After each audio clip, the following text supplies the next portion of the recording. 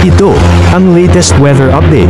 Alamin ang pinakasariwang ulat panahon ngayon dito sa Information TV Educational Channel. Yung binabantayan nating low pressure area dito sa loob ng ating Philippine Area of Responsibility ay bumaba yung tsansa na maging isang ganap na bagyo within the next 24 hours. At hindi pa rin naman natin inaalis ang posibilidad na maging isang ganap na bagyo ito sa mga susunod na araw. Ito ay huling namataan sa line 125 kilometers east-northeast ng Apari, Cagayan. At ito'y kumikilos northwestward at inaasahan natin lalapit ito dito sa may extreme northern Luzon kung saan magdadala ito ng mga kalat-kalat na pag-ulan lalo na dito sa may Batanes at Babuyan Islands.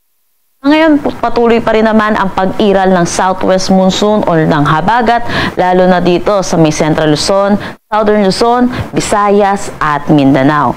Dulot po ng low pressure area at southwest monsoon, naasahan natin malaking bahagi ng ating bansa ang makakaranas ng mga pag-ulan ngayong araw at sa mga susunod na araw. Para na lang din sa kaalaman ng lahat, meron din tayong bagyo sa labas ng ating Philippine Area of Responsibility. Sa ngayon, ang kanyang category ay tropical storm at meron itong international name na Moon.